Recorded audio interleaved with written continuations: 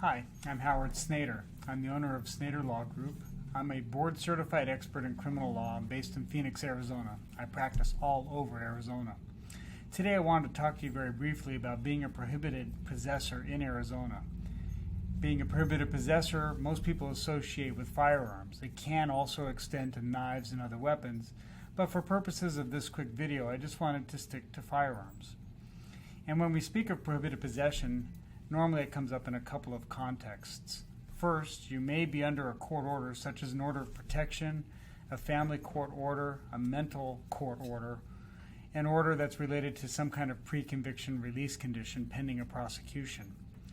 The order normally will specifically note that you cannot own, possess, or control a weapon. Secondly, you have a prior felony conviction or a prior conviction for domestic violence. That could also affect your right to legally own a firearm. If the court order was generated from the family court, the mental health courts, the result of an order of protection, the only way to get your gun rights back is to petition that court and argue the denial of your gun rights is not legal or appropriate. If such orders are in place, you will need to go to the court that issued the order and file a motion to have the order vacated. If the loss of your gun rights is due to a conviction of a felony or for a misdemeanor domestic violence offense, you need to file motions with the court to seek the reinstatement of your gun rights. In many cases, you can also request the underlying conviction be set aside. For a misdemeanor case, and for cases you are legally allowed to make the request, you can file your petition to set aside your conviction immediately after you satisfy the conditions of your sentence. In that request, you should also request the reinstatement of your gun rights. For a felony case, it's a little more complicated. Upon completing your sentence, you can petition the court to set aside your conviction. You can actually ask them to reinstate your non-gun rights. Unfortunately, for a felony, you have to wait at least 2 years after your absolute discharge from your sentence before you can actually file the petition to have your gun rights reinstated. Regardless of the conviction being for a misdemeanor domestic violence offense or for a felony, the court has complete discretion on granting your request to either set aside your conviction and complete discretion concerning the reinstatement of your gun rights. I've had some judges that will never permit you to own a gun again. I've had others that will literally give you a fair case review, look at all the circumstances, and make a fair ruling. In those situations where the court has denied the application to reinstate your gun rights, we hope they put some reason for the denial other than just no. When they do give us those reasons, it's easy for us to go back, refile the petition, and try and relieve the judge of their concerns. The one last thing, because this is an article on prohibited possession, I want to talk to you about the definition of possession. Now, the definition of possession means actual or constructive possession. Actual possession is pretty easy. Are you physically holding the gun? Is it on your person? Constructive possession is actually more common.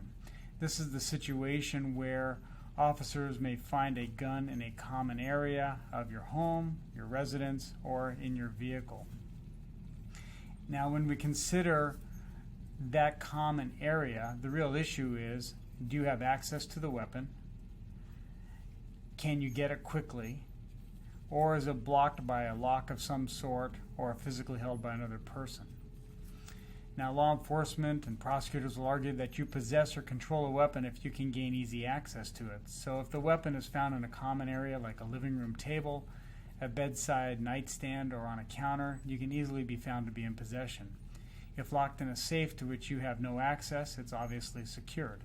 If it's possessed by others in the home, now the issue is, are they keeping it away from you? Is it on their person in a holster, or do they just have it out and about? And again, if it's out and about, that's a problem for you. The law enforcement and prosecutors will look at all those issues to determine whether or not you truly had access and control to the weapon. When we talk about traffic stops, I have many cases where I've had clients call up or potential clients call up, hey, they found a gun in my car. And one of my favorite questions is, did the officer ask you if you knew it was there? And you said yes. You don't have to answer their questions, but once you acknowledge that the gun is in the car and you knew it was there and you're not allowed to be in possession of a gun, your statement is going to absolutely destroy any defense you have. So better to not answer the question. You need to remember that in a traffic stop, outside of providing them the information on your driver's license, answer no other questions.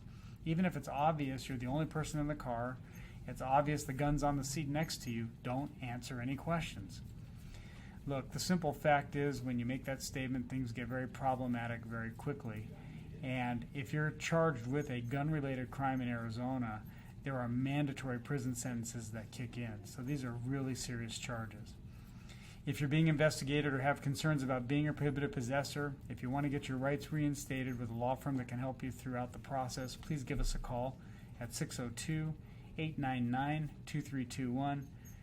I've been doing this for 30 plus years. The Snader Law Group is there to help you get through this situation. Thank you.